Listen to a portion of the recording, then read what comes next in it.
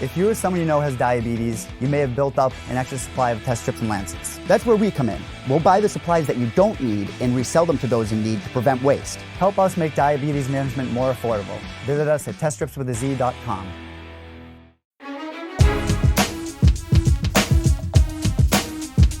We have the reigning defending King of the Cage bantamweight champion Johnny Munoz joining the show. He just picked up a second round submission via rear naked choke against Ian King this past Saturday at King of the Cage Reaction Time in Parker, Arizona. The champ is here. How are you, sir? Doing great, man. Going great, man. Got the win. My hard work paid off, so I'm feeling great. I'm stoked. I'm excited.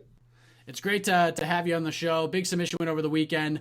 How does it all feel 72 hours later? I know you're happy about the win, but, hindsight can be kind of a fickle beast. How do you feel about it, 72 hours later?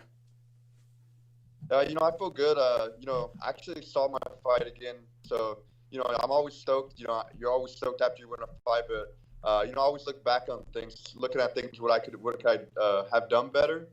So that's the main thing. I'm real, me and my coaches were real, kind of hard on ourselves. Like we accept the victory and everything. We're always looking well, what could we have done better, So that's the main thing. So I'm just looking to get back in the gym, fix all those little mistakes that I had, even though, it was a finish. The fight went my way, but there's always things I could improve on. So that's what I'm looking to do. And then you always got to improve if you want to excel in the next level. You fighters are, and I'm kind of the same way being in the media, you are your own worst critics. You could have what many would believe would be a perfect performance, but you guys and gals always find holes in everything. So going back and watching it, if you're a teacher giving it a grade, what would you grade your performance?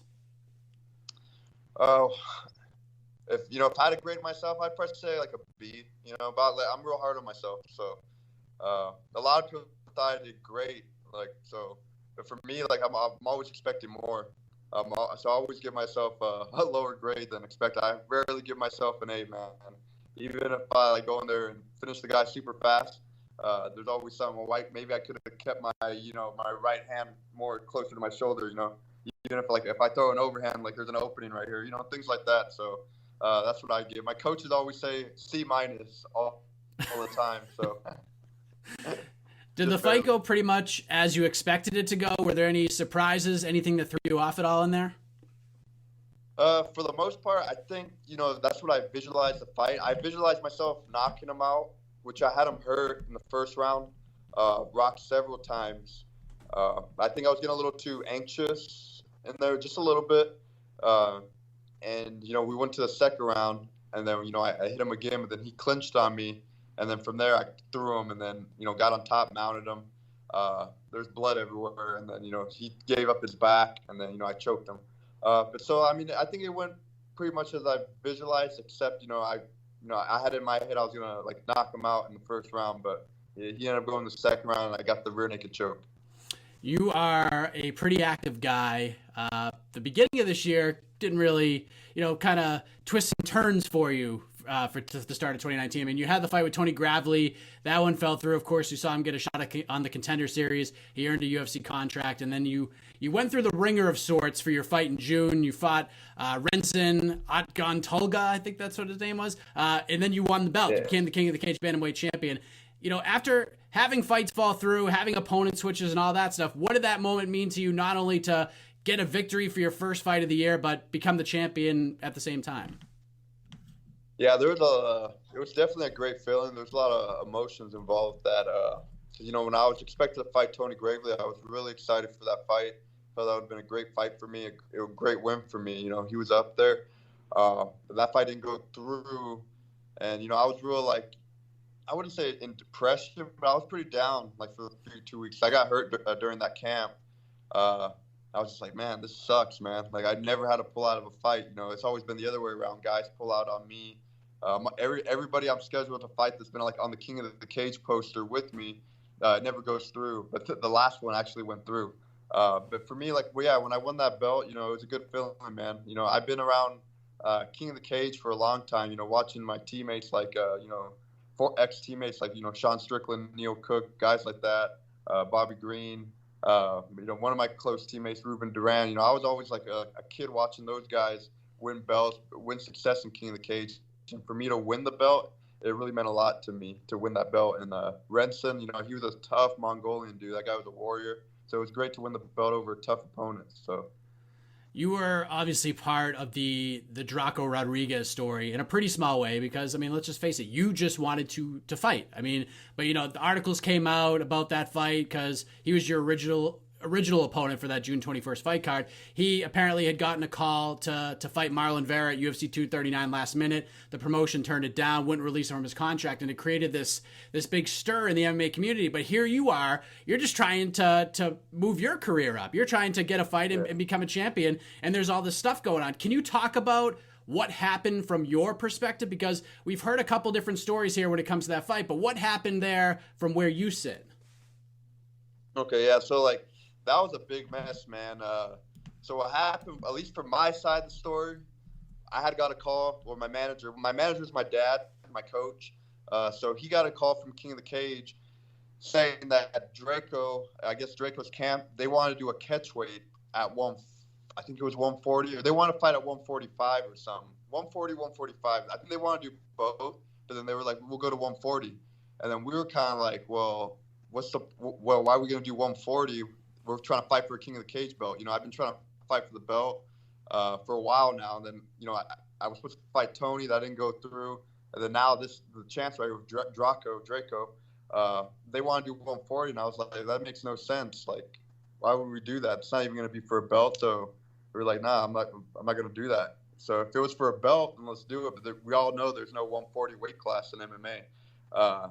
So then that was it. So then they got back, and I guess they said they couldn't make the weight. So I was like, well, that's a bummer. I was getting a little stressed out. I was like, man, am I going to be able to fight? And then, you know, a week later, or like, I think, a week later, there was a thing I heard about Drako getting the call to the UFC. So I was kind of scratching my head a little bit. I was like, that's kind of weird. I wonder if they, you know, maybe made that story up to, you know, just go to the UFC or whatever. So I was just kind of, that's a little weird. But then the whole article thing came out about King of the Cage not releasing them, and that whole big mess came out. So, you know, and for me, I was sitting back watching that. I was kind of like, well, you know, his management team, I think it's Sucker Punch. I thought it was kind of weird on their part for, you know, agreeing to go to the UFC, knowing that he had a fight with me and that he was under contract. So I don't know. I thought it was weird on their part for them to agree to a fight when they knew they had something lined up already. So I feel like it kind of bit them in the ass a little bit because they were scheduled to fight me for the 135-pound belt. They didn't go through, and all of a sudden the next week he's willing to fight at 135 in the UFC when, you know, he said, oh, we can't make that weight with me. So I feel that made him look bad as far as like on the from King of the Cage perspective. But yeah, I mean, now it's just like a big old mess. And I don't know. I feel like, you know, the damage is done. I feel like they should just like let him go, let him fly his own way now. But at the time, I was just real frustrating for me because I didn't have an opponent. He said he couldn't make the weight. And all of a sudden, he gets a call to the UFC. He can make the weight, which I understand. You know, that's a dream for everybody to go to the UFC. But it's kind of like, I don't know, like, it just didn't make no sense to me. So I didn't have an opponent, and I find out I'm fighting this guy like a week and a half later. So it was just a lot for me to take in, man. How are you able to handle all of that with everything going on? Because I was reading some of the different articles, and his manager had said that he didn't even know he was scheduled to fight you. So did you hear anything about that, like during these negotiations? Like he didn't know there was a fight booked. He didn't know that you were the opponent. He didn't know the weight class or anything like that. Yeah, that was another thing. I said they didn't know about the fight, but that made no sense because they knew. I mean, I don't know exactly. I'm not the one making the deals. They said Drako. I was like, yeah, let's go, let's do it. So I'm assuming he said yeah. But what I know for sure is that they knew a month and 2 weeks advance that they were going to fight me. And how I know that, I seen a post. I believe one of them posted it. Someone from Drako's team posted it. They had Drako, let's go, Drako versus Johnny Munoz. And that was a month and 2 weeks before our fight. So my thing that, you know, that's plenty enough time, you know, at this level. But obviously, like, I knew 2 months in advance that I was fighting him. So I don't know where that came from, but I know for sure they knew over a month that they were going to fight me. Because why would his teammates be posting that he's going to fight me? So I thought that was a little weird on, that came out like that. So, but I don't know, man. It was just a lot, man. You've been with King of the Cage your entire fighting career, from the amateur level to the professional level to becoming a champion. And we've seen, from that incident, we've heard people, talk about King of the Cage. We've seen them being bad-mouthed here. I mean, from your perspective, you've been there the whole time. So is it fair to say they've treated you well? Like, you're happy with King of the Cage? Like, is all this kind of blown out of proportion because of this one story? Yeah, I feel a little bit. It's like it kind of roller coaster, like snowballed into a big mess. I'm a part of the organization. I'm a champion there. So in a way, I guess it could put me in a tough spot. Maybe people would start getting on my page, badmouthing me because I was not involved in that, but because I was scheduled to fight him. So my name is kind of brought up in that story. But I don't let that kind of stuff get to me. But for me, King of the Cage, they've been very good to me. I've been able to fight locally, travel. I get taken care of pretty well there. So for me, it's been pretty good. And, it's all business, man. MMA, it can be a dirty business. It all depends who's negotiating for you. But for me, if this is what we agree on, I follow what I say I'm going to do. So, and I feel like, a couple more fights or I'm almost there at the UFC, and I feel it's not going to be an issue for me to be released. So, they've been good to me, so I don't have no complaints on my side. I'm sure everyone else might have a different story, but I don't really know what their negotiations were. Have you had that conversation with them, just in case? I mean, because you're on a tear right now. You're one of the best prospects at 135 in the sport right now. Your name's being thrown around on all these different lists at this point. Has that discussion between you and your dad and your team happened with the organization in case that phone call does come? Yeah, there's been a few talks, but like right now, because I'm also a grad student, I have one more year and I get my master's degree. So we could kind of go to the UFC now, as far as there's been a few people that reached out already, but I'm trying to finish school, so I don't want to be in school and the UFC at the same time. So my last quarter in school is so it's next year in April. That's my last quarter. So I was telling my dad, my team, I was like, anytime after April is when I want to make a move. Like, because my last quarter is gonna be super easy in school, and I'll be willing to take a fight in the UFC or whatever opportunity comes.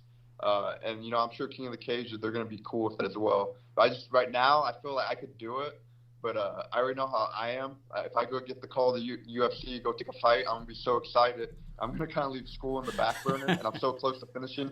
I don't want to do that to myself, and you know what I mean. I'd rather just focus on one thing. But that last quarter of school is in April, and I'm ready to go then. That quarter is gonna be super easy.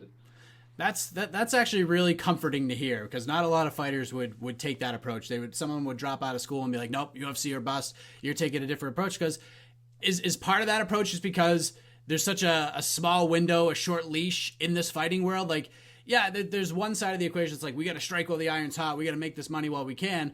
But on the other side of the token, like, yeah, I mean, you have another quarter left. You could still make that money. You lose like 6 months maybe. But then, like, after your fighting career, you still have something to fall back on. You know what I mean? Is that kind of part of the thought process here? Yeah, so that's always been the goal of mine. Because, when I started out on this journey, I've always wanted to fight since I was about like 8, 9 years old. My dad was like, just focus on training right now. Go to school. So like our plan has always been like college was a backup plan. So I'm not like in love with school. I do pretty well, but I'm trying to get my master's degree, and my degree will be in public health. So I'm trying to teach in college at the university level. But that'd be my backup plan to follow on. After I graduate, I don't think I'm gonna teach right away. I'm just gonna pursue the UFC goal and dream, But yeah, at least I have something to fall on, because you never know in this business. Of course, we all got to believe in ourselves. We all have high hopes for ourselves, and you have to believe in yourself. But things could always take a turn. You never know with the organization. You've seen some fighters, they get contract negotiations or disputes, whatever. They don't agree on a certain fight, and they're not fighting for a year, 2 years. Or you see guys get suspended, maybe something slipped in their protein drink, or a guy gets hurt, and then you're not fighting for who knows how many years. So, like, what are you going to do? So that's why, for me, I want to have that backup plan. I don't want to fight and be like, man, this is my only opportunity. I fight because, I love to fight. I love being there, punching someone in the face. for me, it's not about the money. And where you see some guys, it's all about the money. I like doing it because I just love going there. I have a few screws loose in my head, man. Did you get a call about competing on the Contender Series or anything like that? And if so, was the college thing part of it? Was the whole thing? Did you get a call from them at all to compete on that? There was I think it was in August. Someone pulled out of a fight, and it got brought to my attention that they were looking for 135 or so. Like, I got contacted, but I kind of wanted to do it, but then I was like, I gotta stick with the plan right now. I don't want to, jeopardize what I'm doing over here for that. I know, like, most people would just jump on it, but I look at fighting and business like the easiest way I explain it is like, I'm a guy, I'm dating a chick. If I throw all my eggs in one basket in front of her, she's probably gonna be like, well, I know everything about this guy. He's not a mystery no more. But if I play a little hard to get, I feel like you're a little more valuable. I feel like everybody just, as soon as the first bite they get, they're right on it right away. I like so that. I feel man. like it's gonna work out for me. I already know. So I feel like I got good people around me. I have a good vision. I feel like I do a lot of good things for other people. So I feel it's gonna work out for me. So I'm in no hurry. Of course, I want to go right now. But I want to fulfill my life purpose, get my college degree, and then after that, I'm ready to become the best fighter in the world. What's the rest of this year look like for you? When, in an ideal situation, when would you like to get back in the cage and defend your title? Oh, man, tomorrow. I feel good, man. I'm ready to go right now. But we'll see what happens. I know there's a show in December. I kind of like that show. The only thing I don't like about it is December. I got to cut weight through Thanksgiving, which sucks. But whatever. And then also that the day I have finals the next day, so we got to see with that. But if not December, I know there's another show like in February or March that I'd be game to do. And then hopefully after that, start making some moves. So I'll be ready to go. You're 26 years old. You're on this tear right now. When you look at some of the ranked guys, some of the fighters many consider to be the best in the world at 135 pounds. How do you feel you match up right now with the Cejudos, the Horiguchis, the Cruzes, the Sandhagens, the Sterlings, guys like that? How do you feel you match up with them right now? I feel like I'd be able to give those guys a fight right now. But obviously those are real tough fights, risky guys. Those guys are all good. But I feel like where I'm at right now, I feel like I'm just going to keep getting better. Like, I'm not even near my peak. So I feel by the time I'm in there, I'm going to be able to get at those guys a lot more than I would be able to now. Now, if I fought those guys, it probably wouldn't be a perfect time.